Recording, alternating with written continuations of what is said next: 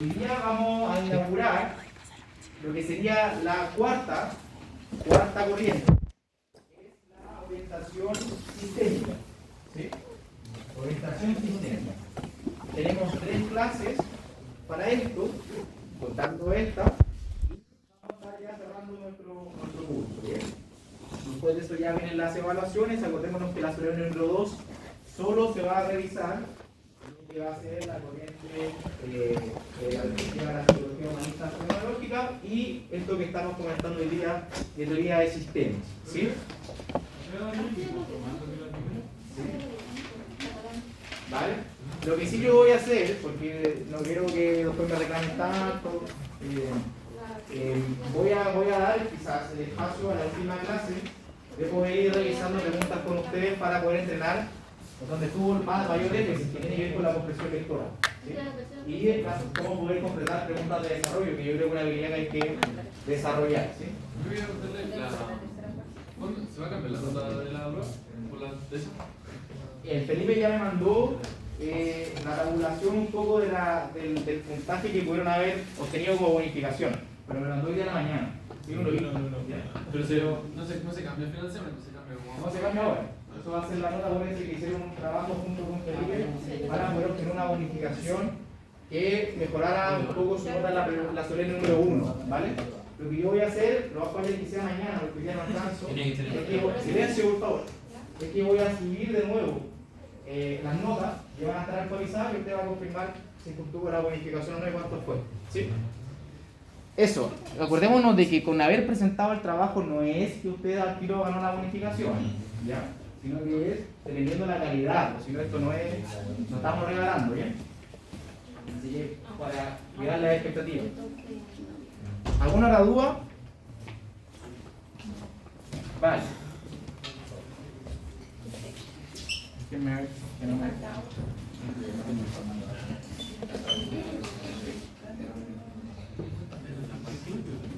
Ya. Entonces, orientación sistémica. Antes de que yo les cuente este cuento, ¿qué es lo que ustedes intuyen de qué trata esto de la orientación sistémica? Ya sabemos que no es psicoanálisis, ya sabemos que no es humanismo, ya sabemos que no es teoría cognitivo-conductual. ¿Qué sería?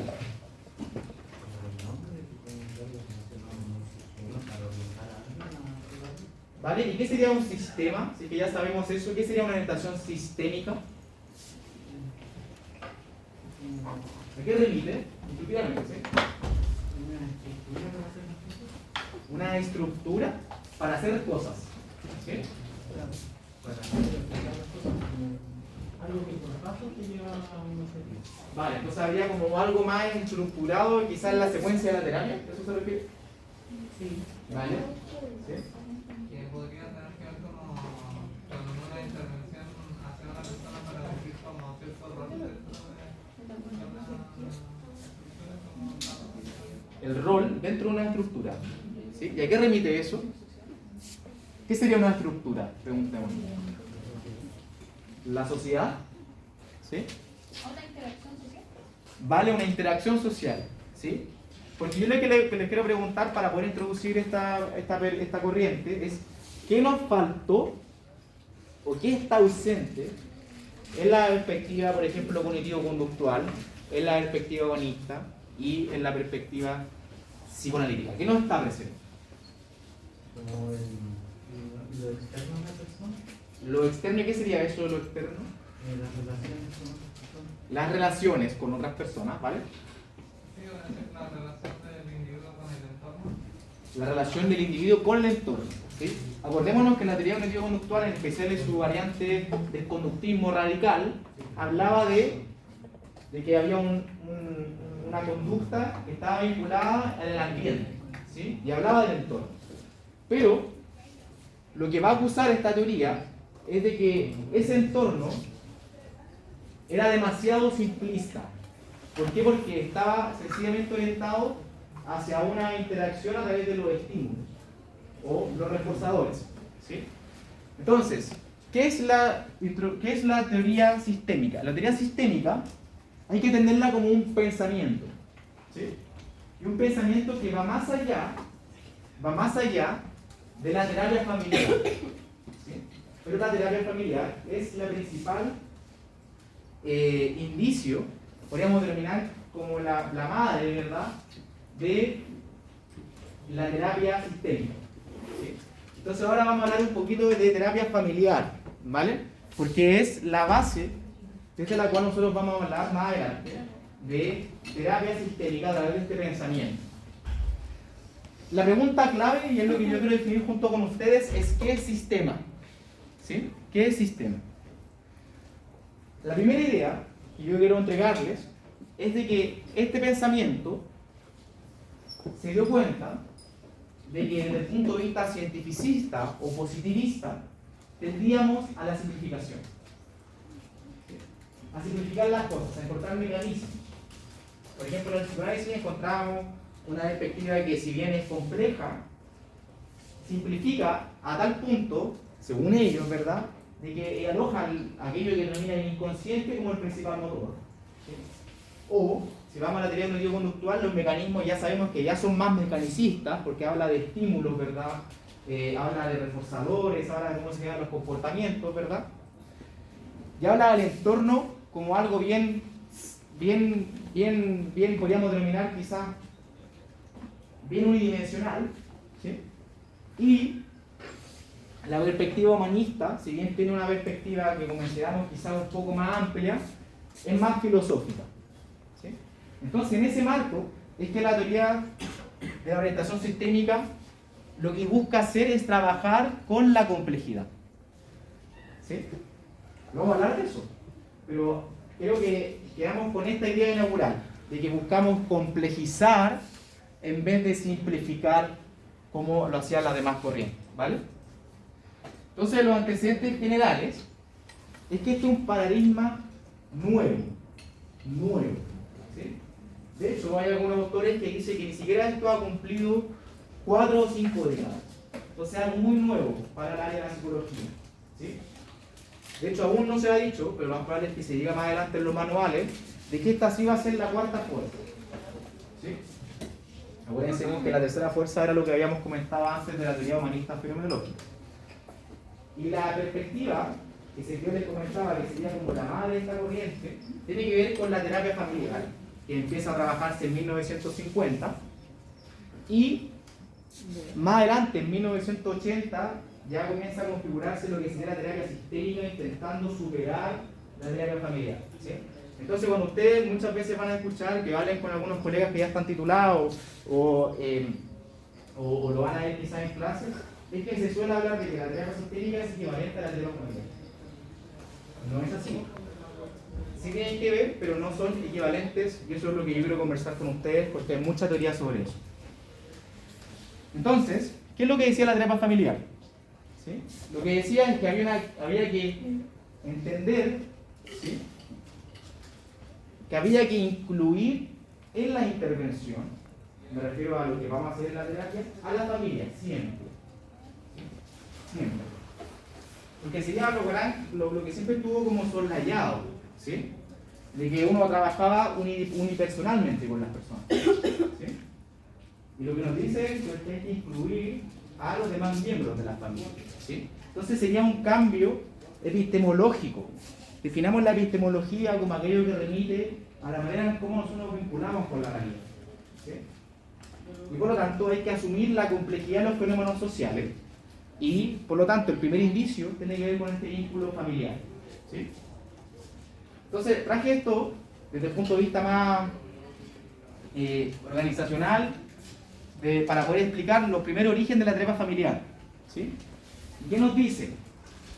Nos dice que los indicios tienen que ver con que los trabajadores sociales en Estados Unidos, como profesión, ¿verdad?, se dieron cuenta de que la unidad de análisis muchas veces no era el individuo, sino que era la familia, ¿sí? Pensemos que el quehacer hoy día profesional de los trabajadores sociales tiene que ver con poder favorecer y reconocer el contexto podríamos denominar sociológico, ¿verdad?, en donde están las personas, en donde tenemos que trabajar en ese contexto y meternos en ese entorno para poder entender cómo son las personas en definitiva. ¿Sí? Entonces, en primer lugar, el trabajo que hacen los trabajadores sociales en Estados Unidos. En segundo lugar, para que vean que no es que las cosas estén aisladas, se identifica el desarrollo del psicoanálisis.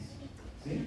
Pero el desarrollo del psicoanálisis, en especial a algunos autores que van más allá o profundizan la teoría freudiana. ¿Por qué? Porque acordémonos que Freud hablaba de algo que yo omití, o sea, omití a propósito, yo se lo denuncié, pero no quise decirlo porque me voy a meter en un tema más complejo, ¿verdad? De qué es la idea freudiana del complejo de Edipo. ¿Sí? Acordémonos de que Freud decía que el desarrollo psíquico de las personas estaba vinculada en la resolución o la configuración de ese complejo, ¿sí? Que tenía que ver en la relación prístina que se establece entre los padres y nosotros como hijos.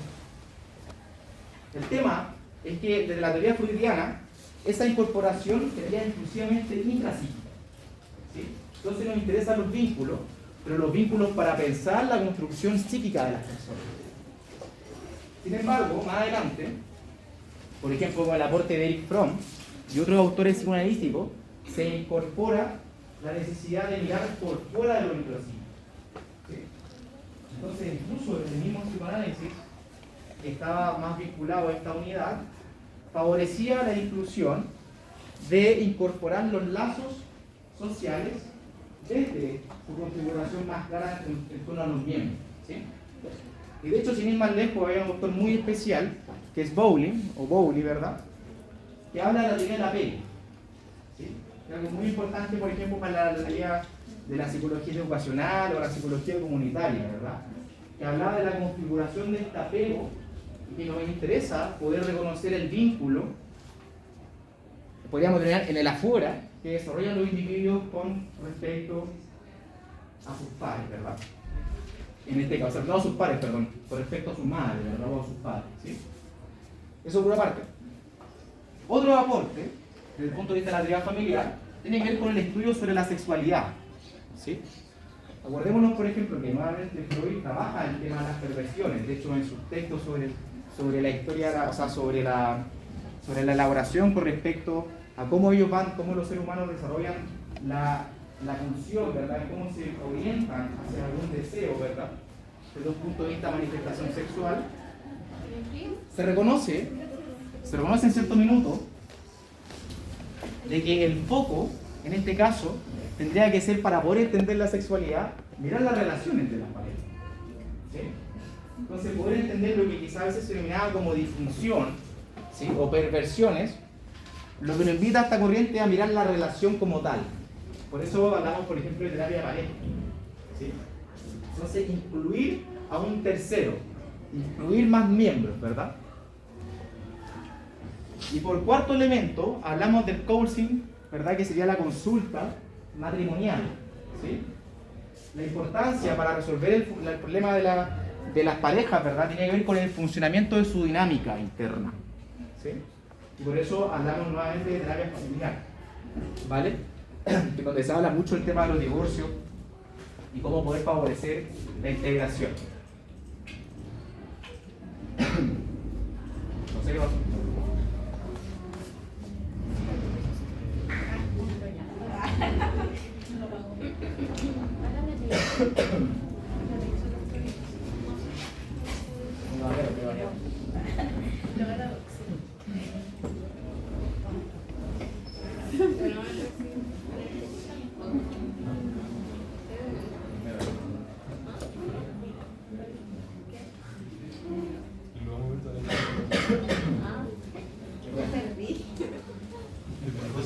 Vale. Entonces, los antecedentes del paradigma, perdón, estoy medio amplificado. Entonces, en 1552 y en 1961 se comenzó a estudiar la familia comunidad, ¿vale? Y uno de los primeros acercamientos tenía que ver con estudios sobre patologías tan radicales o tan difíciles como sabemos, como la esquizofrenia, ¿vale? Entonces, para estudiar y entender la esquizofrenia, nuevamente incorporamos la unidad familiar para poder evaluar y tratar la esquizofrenia. ¿Sí? Entonces el foco nuevamente tiene que ver con el vínculo, en el funcionamiento en torno a una unidad, en este caso es la familia. ¿Sí? Entonces ese antecedente que hacía Gregory Bateson en torno a cómo estudiar patologías graves desde una mirada, podríamos denominar comunitaria, ¿sí? Más allá de lo individual. Y la segunda gran contribución a este pensamiento tiene que ver con la teoría general de sistemas, ¿sí? Es una gran teoría en la sociología, en donde nuevamente Gregory Bateson, que es un antropólogo, inaugura, al parecer, de hecho así hay un cierto acuerdo entre los manuales, entre cómo poder enseñar esta corriente, tiene que ver con esta idea del doble vínculo. ¿Sí? Doble vínculo de Gregory Bateson. ¿Y qué es lo que dice del doble vínculo? Es que el doble vínculo se establece en una relación de vital importancia para las personas, no cualquier relación, nosotros hablamos de relación de vital importancia, desde la cual recibe dos mensajes mutuamente incompatibles, emitidos de distintos niveles de comunicación. ¿Sí? ¿Qué es lo que nos está mencionando ahora Gregory Bateson? Es que las unidades, en este caso las personas, en ese vínculo, es importante pensar la relación que desarrolla en función de cómo se comunican. ¿Sí?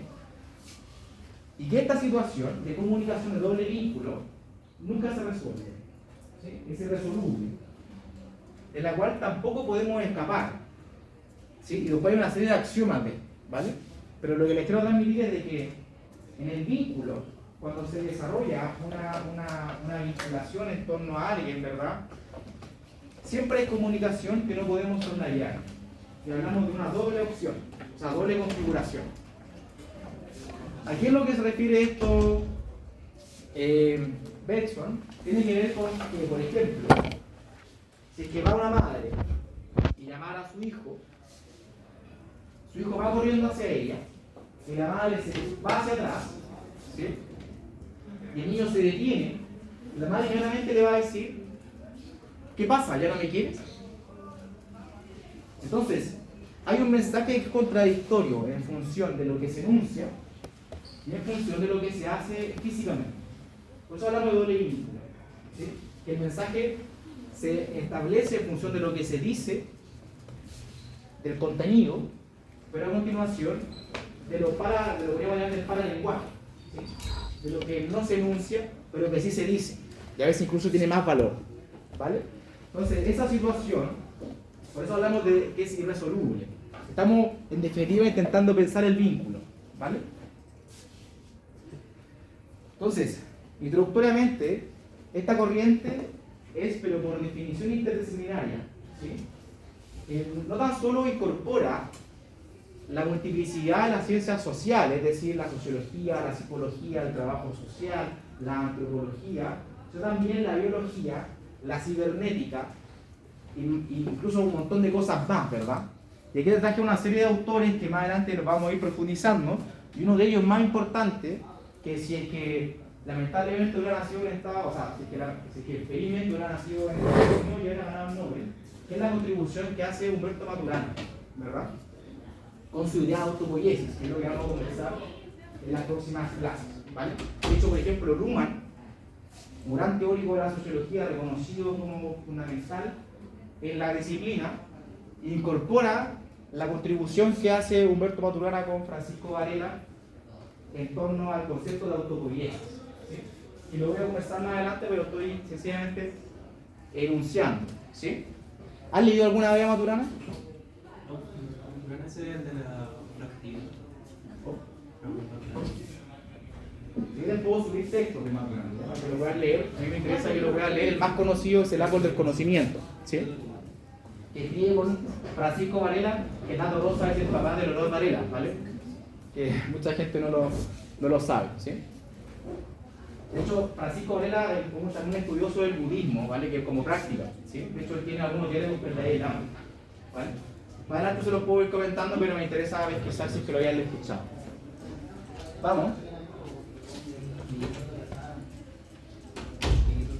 La hora, ¿eh? Sí, es verdad.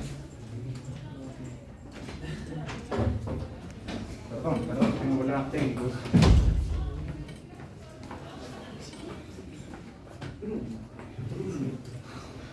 Vale. Entonces, ¿qué es lo que concluimos? ¿Y qué es lo que nos dice esta corriente? Es que no podemos solo observar la conducta de las personas o su sintomatología sin incorporar las variables del contexto, ¿sí?, que estarían involucradas de cierta forma en ello, ¿vale? Perdón.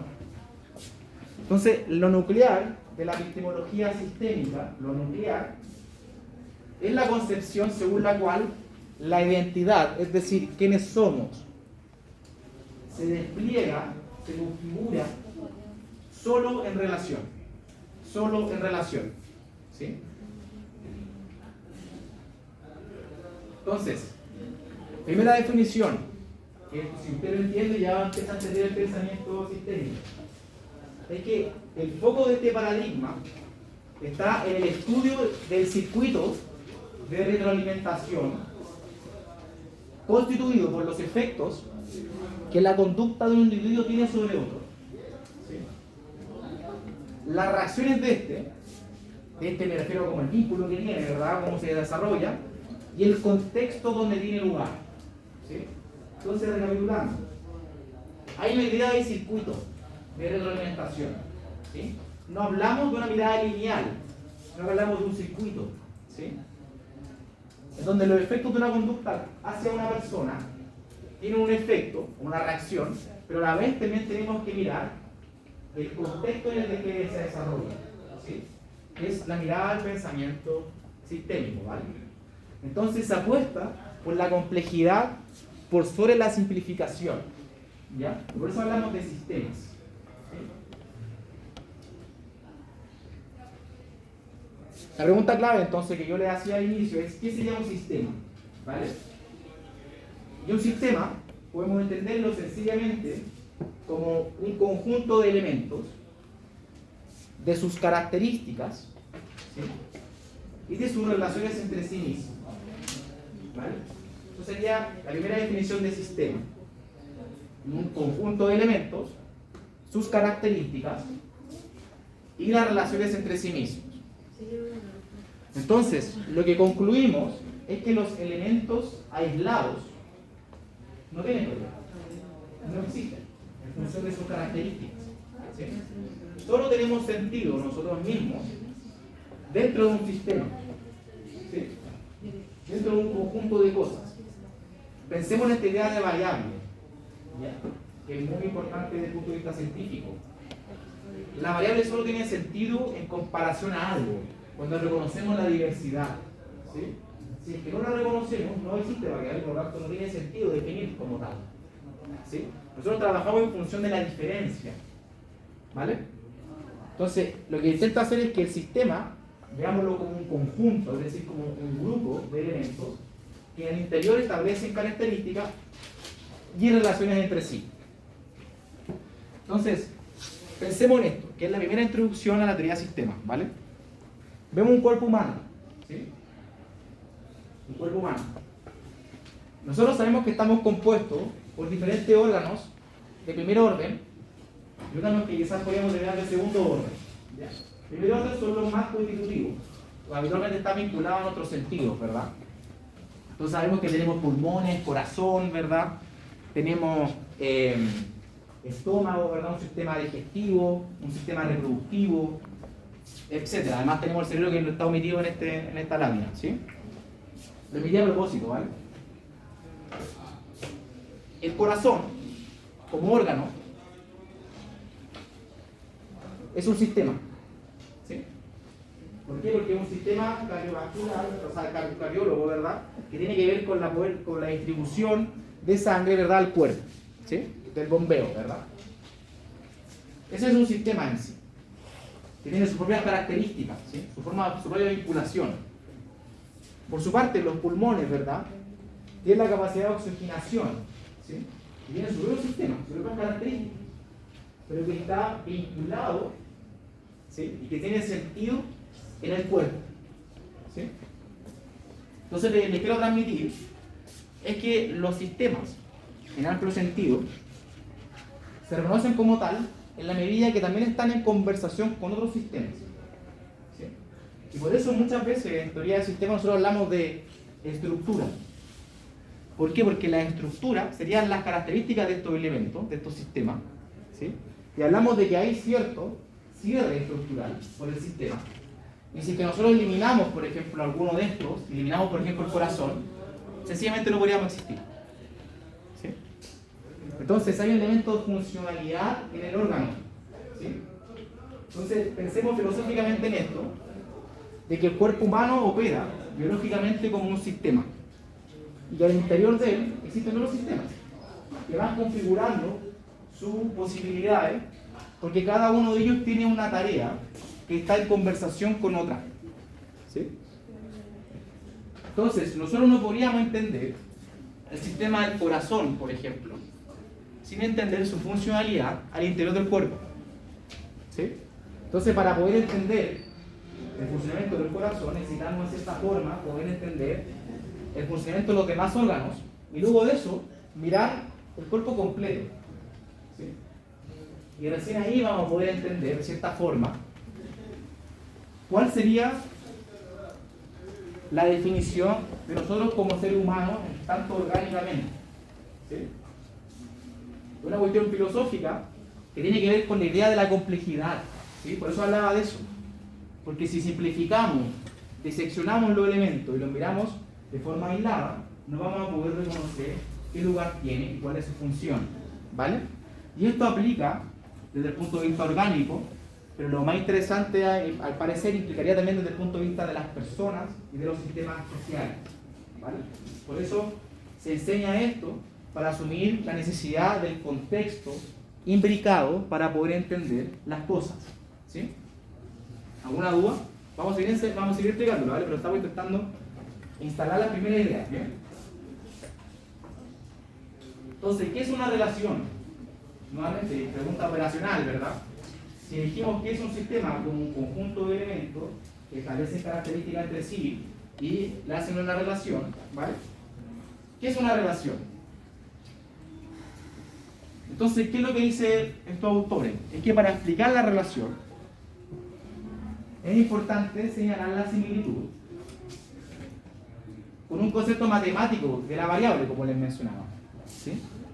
Pues ella en sí misma no tiene significado. Y para poder entender las características de algo, necesitamos remitir a otra cosa, a una relación. ¿Sí?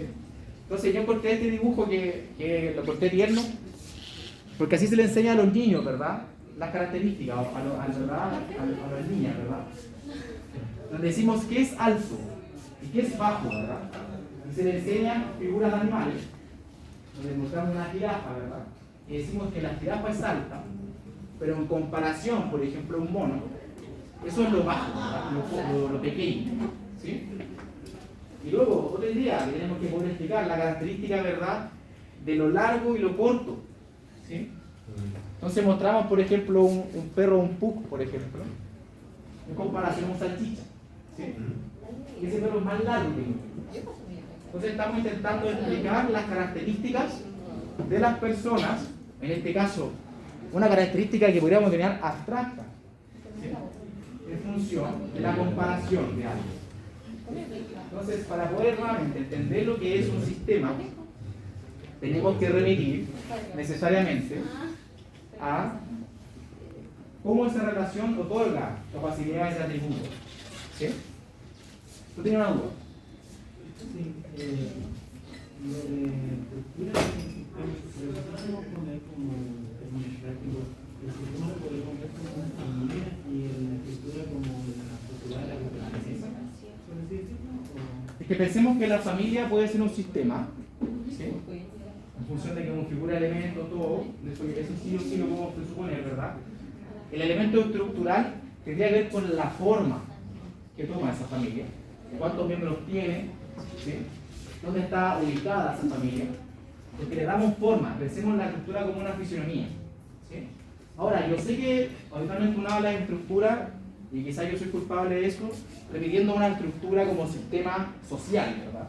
Sería como la estructura que establece el capitalismo, ¿verdad? Como un sistema económico. Pero ahora intentemos pensarla desde el punto de vista de la unidad del sistema, en torno a cómo puede configurarse según su fisonomía, según la forma que va a tomar. ¿Sí? Eso. ¿Alguna duda? Vale. Maldición,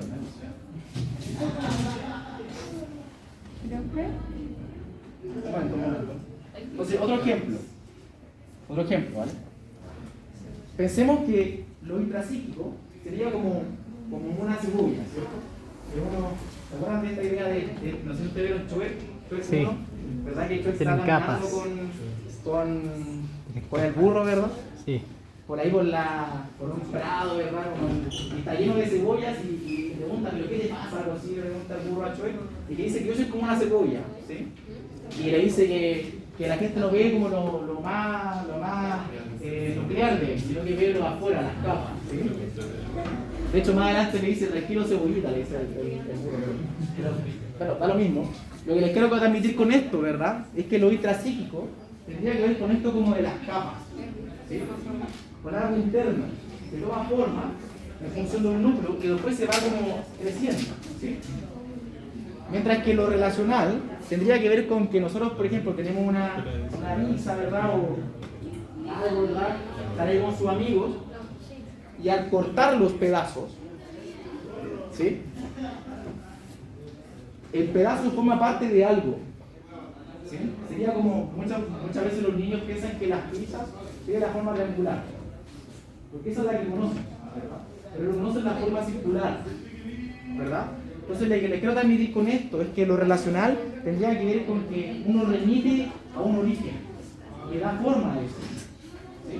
Porque si miramos aisladamente, quizás vamos a pensar de que el trozo triangular es sencillamente eso es una pizza, ¿verdad?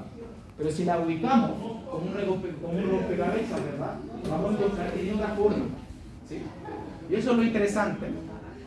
Y que quizás, por ejemplo, vamos a poder saber de que los ingredientes remiten quizá a una totalidad, ¿sí? Una típica idea también del sistema, ¿vale?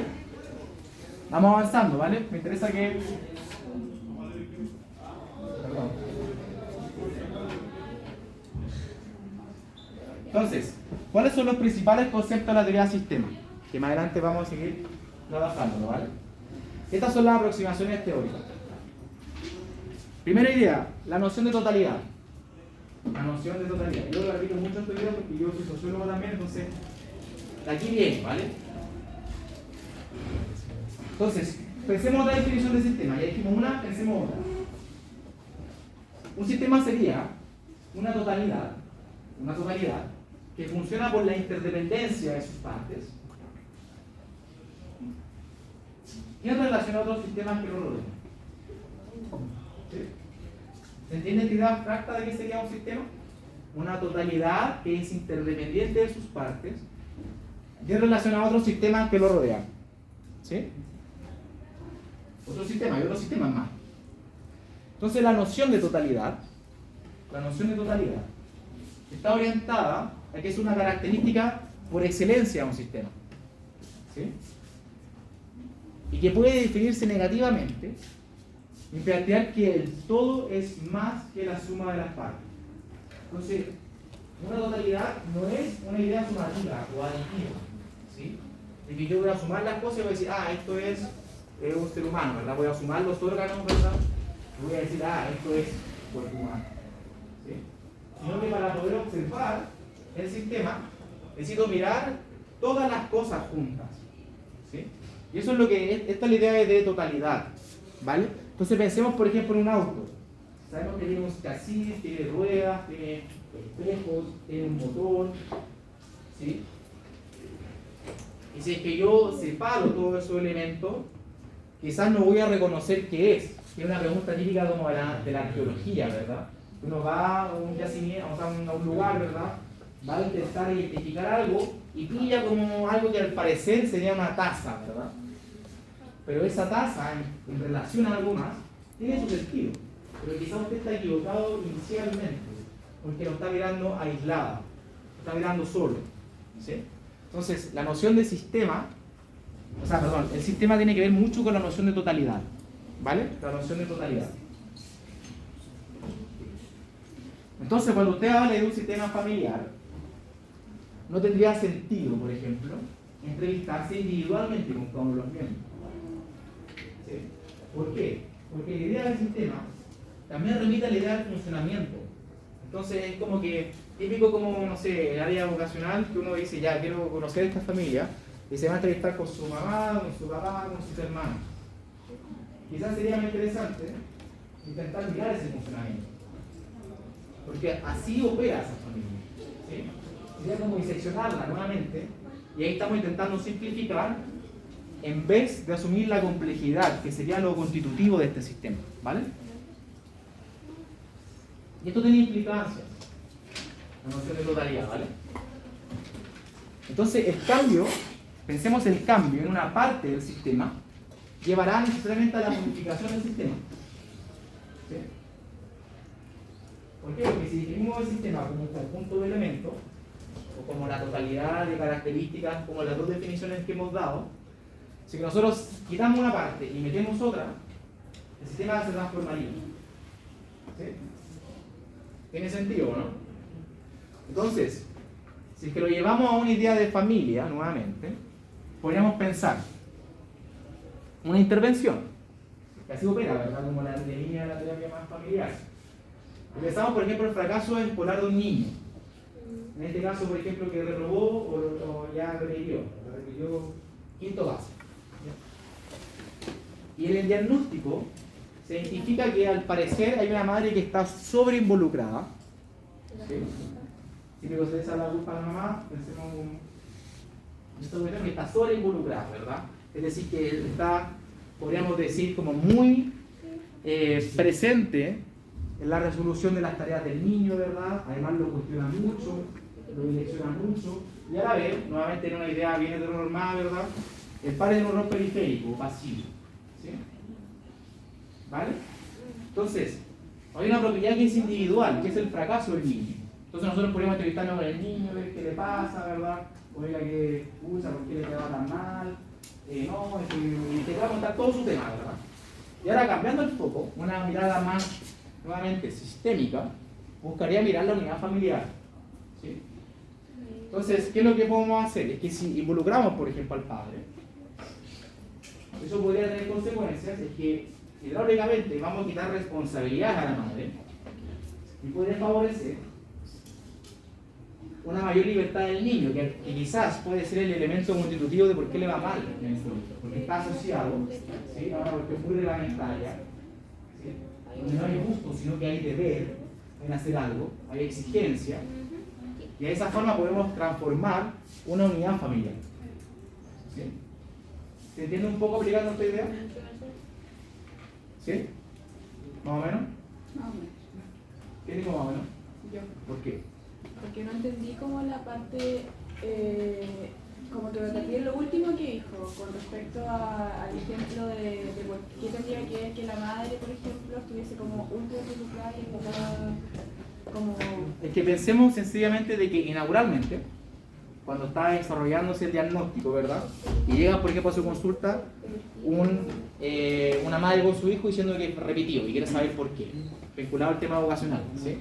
Entonces, inauguralmente, usted diagnostica que al parecer tiene que ver con que la madre está muy involucrada, ¿sí? Entonces, la intervención podría estar girando en torno a involucrar al padre, sencillamente. Y eso va a generar una transformación en la familia, que va a tener un correlato, eventualmente, en que el niño pueda tener mejor rendimiento escolar. ¿Sí? Entonces, usted busca transformar el sistema, pero desde la parte, el sistema familiar, así lo estamos pensando. ¿Sí? Tengo una duda desde el principio. ¿Esta terapia sistémica parte, o sea, se agarra netamente desde la familia todo el rato? Inicialmente, después la vamos a superar. Inicialmente, ya. Y Por otra eso estoy pregunta empezando desde con el él. tema actual. Habla desde como que la mamá está muy involucrada, pero no, por ejemplo, desde la ausencia del padre, porque es como una teoría antigua y patriarcal. No, es un ejemplo. Ah. Yo creo que sí es patriarcal y antigua, pero es un ejemplo. Ay. ¿Ya? Porque lo que estamos intentando ver es de que hay un diagnóstico en torno al sistema familiar. ¿sí? Y el agnóstico es sencillamente que el padre está ausente, es periférico, y la madre está más presente, no más que eso. Ya. Entonces la intervención sería poder incorporar al padre. Puede ser. Ahora, si que diagnosticamos que la unidad familiar está compuesta no solo nuclearmente por sus padres y hijos, una vez está extendida, por ejemplo, por los abuelos, las abuelas, el sistema va a ser más amplio, ¿no? Y van a haber más elementos al interior de él. ¿Sí? Y voy a intentar mirar el funcionamiento, porque me interesa la dinámica. Abordemos lo importante de la característica relacional del sistema. ¿Sí? Los lazos. ¿Vale? Vale. La noción de circularidad. Entonces tenemos la noción de totalidad, ahora vamos a la noción de circularidad. ¿Bien? Nosotros estamos acostumbrados, muy acostumbrados, porque tiene que ver con la formación más positivista, ¿verdad? Cómo nos enseñan estas cosas en la universidad, la matemática y la lógica, y tiene que ver con que nosotros habitualmente pensamos linealmente, ¿cierto? La historia se enseña linealmente. Hay un pasado, un presente y puede haber un futuro, ¿sí? Ahora, los mecanismos causal-consecuencia. Hay una causa que opera a una consecuencia, ¿verdad? Linealidad. Estamos como adiestrados para pensar de esta forma, lineal, ¿vale? Entonces, desde el punto de vista sistémico, se intenta cambiar eso, y por eso a veces cuesta como quedarse excelente y pensar de que el funcionamiento de un sistema obedece a una circularidad, ¿sí? En donde un gran número de elementos son contingentes, es decir, que están todos presentes al mismo tiempo, todos se impactan, ¿sí? Y se influencian entre sí.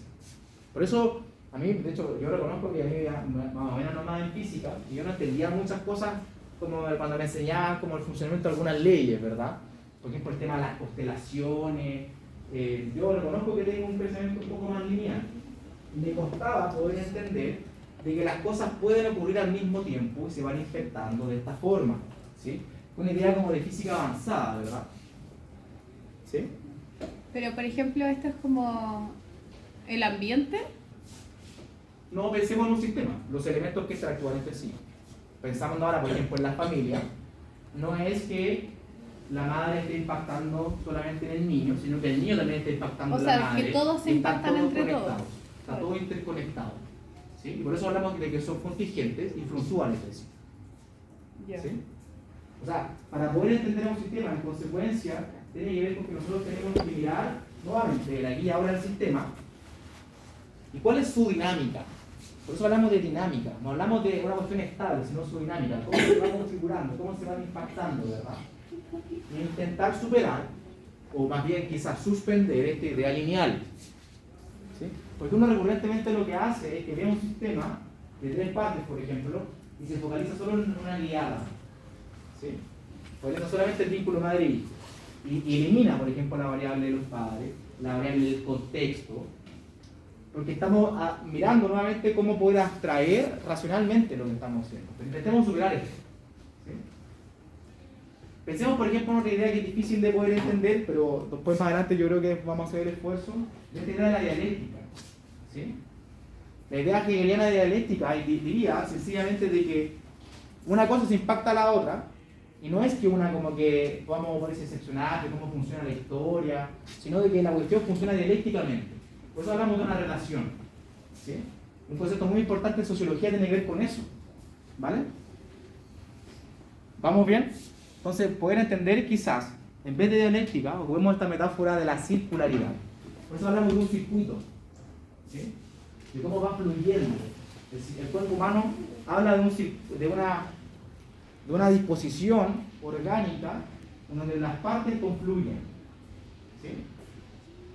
Como circuito no estaría como a algún tiempo. ¿Para qué ahora? ¿Sí? ¿Cómo se definen los funciones? Sería otro sistema. Voy a poner un sistema 2, un sistema 1 con un sistema 2. Y miren el sistema de simultáneo.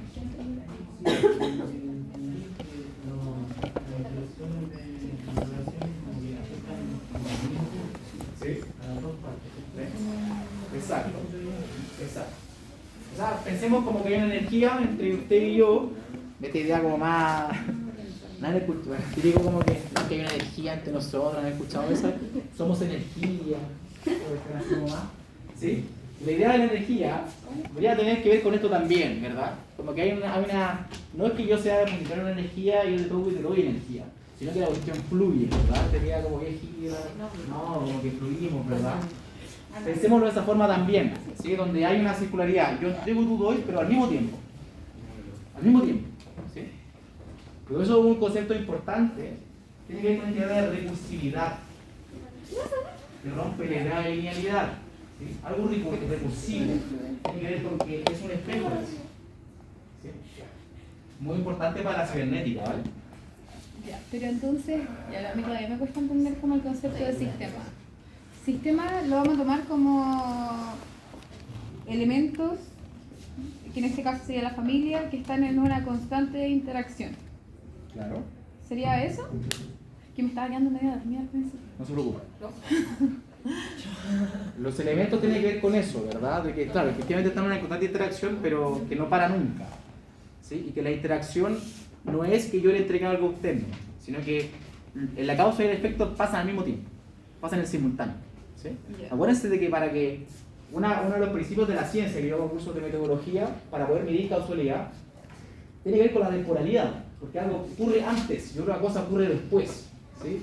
Entonces pensemos en un estudio que nosotros miramos el impacto del uso de un fármaco, ¿verdad?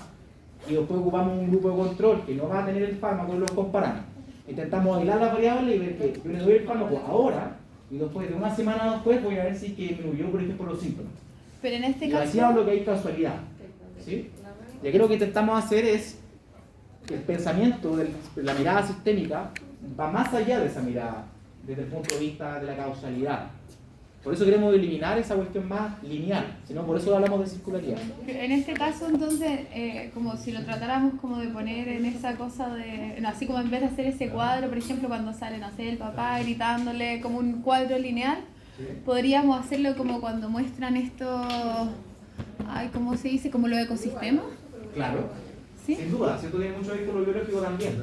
De hecho, la biología se enseña de esta forma. ¿Sí? Lo biológico se enseña, lo orgánico se enseña de esta forma. ¿Sí? Por eso hablaba del origen biológico de esto. Por eso uno de los grandes exponentes de esto es un Maturana, ¿vale? Que es un biólogo, ¿sí?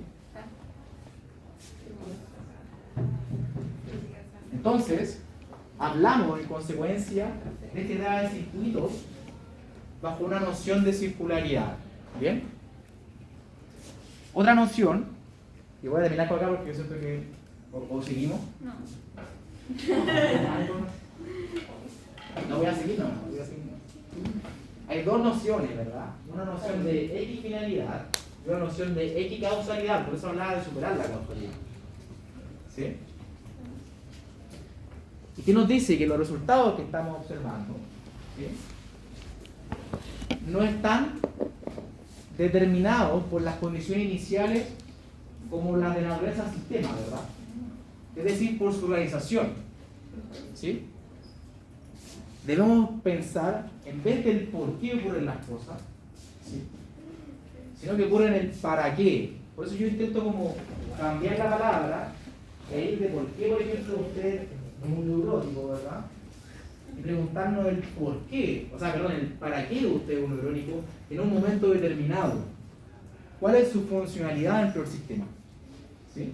¿Por qué lo ocupa o por qué se comporta de esta forma al interior de un sistema?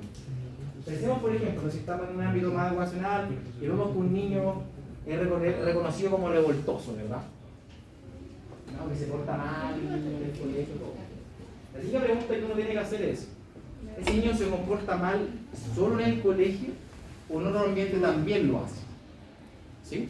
Porque quizás su comportamiento obedece más bien al entorno como dinámica que organiza, de cierta forma, su funcionamiento individual. ¿Sí? Entonces, la idea es preguntarnos en vez del por qué. Por eso hablamos de equifinalidad, porque tiene que tener múltiples finalidades, puede tener, y múltiples causas. ¿Sí? Es que tengo una pregunta como general. Esta como corriente, en el fondo, acusa a que el problema del niño, por ejemplo, tiene netamente que ver con su sistema como con su entorno Sin solamente con eso. Sin duda. O sea, no solamente, pero principalmente donde usted va a orientarse. Sin duda. ¿Sí? Sin duda, ¿vale? Entonces, observar cómo se organizan los elementos es mejor explicación del funcionamiento del mismo. ¿Sí? ¿Cómo se organizan? ¿Cuáles son sus dinámicas? ¿Por qué funcionan? ¿Por qué así? ¿Verdad? Entonces, cuando usted esté en terapia familiar, si le busca esa orientación, o terapia incluso de pareja, usted lo primero que tiene que hacer es dejar que las personas hablen. Típico van a estar la gente enojada, no, es que el Hugo me trató mal siempre cuando nos conocíamos, cuando estábamos pololeando, ¿verdad? Ahora no, cuando ya nos casamos, tuvimos unos hijos como que cambió, típico de esa, no, y después el Hugo le dice, no, es que la María Teresa me trata mal, no me quiere, todos sus problemas, ¿vale? Lo que usted va a tener que hacer, si se inscribe en esta orientación, va a ser intentar identificar cuál es esa dinámica relacional que ellos están configurando ahora. ¿Sí? Porque ese va a ser un motor para poder transformar esa relación si es posible. ¿Sí? Entonces, en vez de escuchar el discurso en este canal de los reclamos, ¿verdad? Muy propio de la dinámica de pareja, uno buscaría pensar la dinámica de la relación. ¿Sí? ¿Cuáles son sus tiempos? ¿Cómo se relacionan entre sí? ¿Dónde lo hacen? ¿Bajo qué circunstancias? ¿Sí? Por eso una gran transformación de la pareja tiene que ver con cuando nace un hijo, ¿sí? O una hija.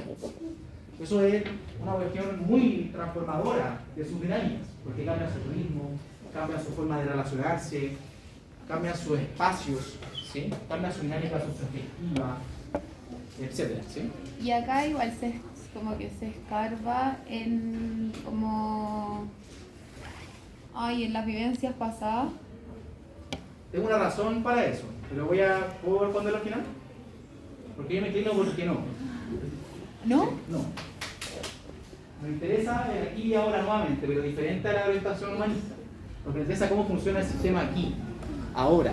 Por eso les comentaba, de todo este canal de reclamos de que no, antes tú eras así, ahora no eres, ¿por qué? Bla, bla, bla, bla. Si usted se inscribe en esta orientación, ¿Ya? lo que nuevamente le va a preguntar, o lo que va a intentar indagar, va a ser la relación que establece en ese minuto. Pero tampoco entonces habla de resultados, como de eres así por, pese a que hablamos del aquí y ahora. Lo que pasa es que todo el rato yo escucho y todo el rato me suena, porque una es dura, me suena al ambiente. Que también tiene mucho de eso. Mucho. Pero intentemos suspender esas preguntas por mientras, ¿sí? ¿No la duda? Vale. Entonces, por eso les comentaba el ejemplo de un divorcio difícil, ¿sí? Entonces, la razón del divorcio, como premisa, ¿sí? No remite fundamentalmente a los atributos o las características individuales de las personas. Por eso decía la idea del reclamo. Que tú eres muy pesado, o tratas mal, o no sé, que ya no o eres muy atosigante. A veces yo he escuchado eso como que estás muy encima mío, ¿verdad? No me dejas tranquilo o tranquila, ¿verdad? Tiene que ver con esto, con las características. Y a veces se remite al inicio, porque obviamente las relaciones tienen publicidad, ¿sí? Cuando nos conocimos, ahora cuando después decidimos que nos íbamos a vivir juntos, después queremos tener familia, ¿verdad? Etcétera. Sino que remite más bien, si es que yo quiero eventualmente inscribirme en esta perspectiva, a pensar de que la aquí y ahora la dinámica relacional, que eso es lo que dificulta que se perpetúe su relación. ¿Sí? Por eso es todo un ejercicio de poder llevar a las personas, a esa pareja, a pensar qué ocurre ahora, cómo se establece esa dinámica. ¿Sí? Ahora, yo sé que quizás están pensando que quizás un analista, un terapeuta estaría muy interesado en esas reclamos. ¿De dónde vienen? ¿Por qué vienen? ¿Verdad? Y en esta idea más de funcionamiento, estamos más pensando en esa relación. ¿Sí? Ahora, después más adelante van a saber que hay psicologistas que trabajan desde el punto de vista relacional. Pero me interesa para explicar esto, ¿vale? Entonces la X finalidad remite al comportamiento, o sea que el comportamiento es explicado por la organización actual del sistema. Por eso hablamos de que es X finalidad, de que tiene muchas finalidades en un momento determinado. ¿Sí? que puede cambiar, porque su dinámica también somos distintos en relación en otras circunstancias. Entonces por eso preguntamos, ahora en su casa, ¿ustedes cómo se comportan con su pareja?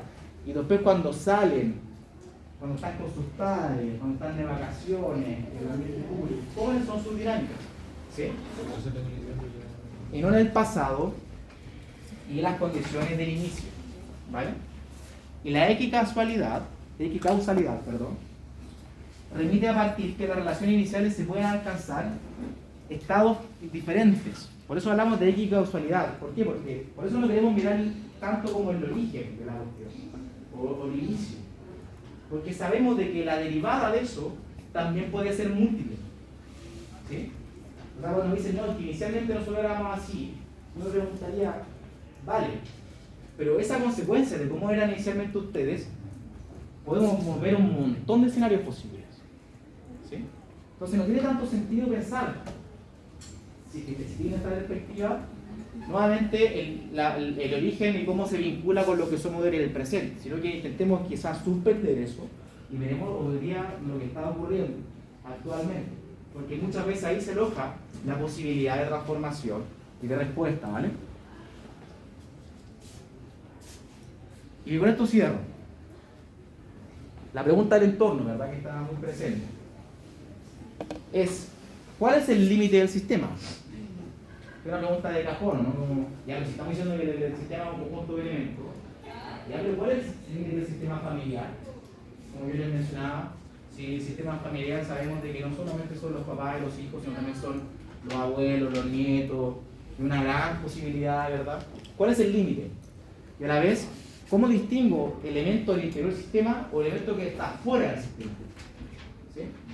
La interdependencia. Sin duda, tiene que ver con la interdependencia. Voy a dar una clave para poder identificar. ¿Sí? Pero me interesa que después podamos mirar cuáles son los bordes del sistema. Que hay toda una relación con respecto a los bordes, de los límites. ¿Ya? Los que conforman la personalidad de cada individuo. Los límites, ¿sí? Como aquí está pensando. Me refiero así como tenemos una cierta familia y el límite sería todo lo que hace que esa familia pueda ser. Claro, podría ser interesante pensarlo así. Claro. Súper bien, porque tiene que ver también con esa dinámica. ¿Sí? Se está entrenando eso. ¿Vale? Por ejemplo, para responder a esto, hay una idea que un autor que se llama Fonon, ¿sí? Que dice que el sistema y el entorno, como que una diferencia como un poco más artificial, ¿verdad? Y menciona que la identidad es simultáneamente una parte y a la vez todo. ¿Sí? Claro, porque si uno está en esta idea, podría decir, ya, pero si el sistema funciona como un conjunto de elementos y están relacionados en un sistema, quizás si junto dos sistemas voy a ver una cuestión, voy a ver un dado sistema, un suprasistema, ¿no? Y se los voy añadiendo aditivamente, voy a pillar más cosas y voy a ver otras formas, ¿verdad? Que es como la fantasía de poder utilizar este pensamiento y mirarlo por límites, ¿sí? Lo cual per se no está mal, pero la idea, por supuesto, es encontrar los bordes, ¿cierto? Los límites para poder definirlo, ¿sí? Y al menos hay cierta idea para aquello. Entonces, las dos características primordiales del sistema tienen que ver una con la estabilidad del sistema, ¿sí? Ustedes saben de que el cuerpo humano tiene la idea básica de la homeostasis, ¿sí? Tiene que ver con la homoestabilidad, ¿sí? El cuerpo humano, muchos dicen, de hecho desde el punto de vista biológico, que nosotros enfermamos es cuando hay un desorden en ese equilibrio humano, ¿sí? Por ejemplo, uno enferma, por ejemplo, desde el punto de vista orgánico, y las células quizás empiezan a producir células cancerígenas, ¿sí? Para configurar un tumor localizado en algún lugar del cuerpo, es porque hay un desajuste orgánico entre ellos. ¿Sí? De hecho, pensemos que la idea de la homeostasis, uno de los conceptos más importantes, tiene que ver con el pH, ¿cierto? Que el cuerpo humano regula el pH, regula la temperatura, por eso no sabemos si tenemos fiebre, es porque nuestra temperatura está más alta de lo normal. ¿Sí? Entonces el sistema opera en base a esa estabilidad. Y que es perturbado, sencillamente se enferma, ¿sí? Ocupando esa metáfora del órgano, de los órganos, ¿se entiende? Como entonces la estabilidad es un elemento importante para identificar un sistema, ¿sí? Que se comporta como un todo y que busca su estabilidad. ¿La estabilidad del sistema o la estabilidad de los miembros? No, la estabilidad del sistema como tal, que está operando el sistema en vez de los miembros. ¿Y qué es lo que hace que un sistema sea estable? Depende. Un elemento tiene que ver con la temporalidad, ¿o no? O sea, podemos definir la estabilidad del sistema en función de si se comporta de igual manera bajo circunstancias similares. La noción de temporalidad, ¿sí? Por eso hablaba también de la posibilidad de equilibrio entre el sistema, ¿sí? De hecho, una forma de identificar el sistema, podríamos intentar leerlo desde el punto de vista de cuando este sistema es perturbado. Por eso les comentaba el ejemplo del cuerpo, ¿verdad? Digamos que el cuerpo está enfermo a propósito de que su temperatura, por ejemplo, está mal alta y por ejemplo intuimos que hay una infección, que hay un elemento que está perturbando ese sistema, ¿sí?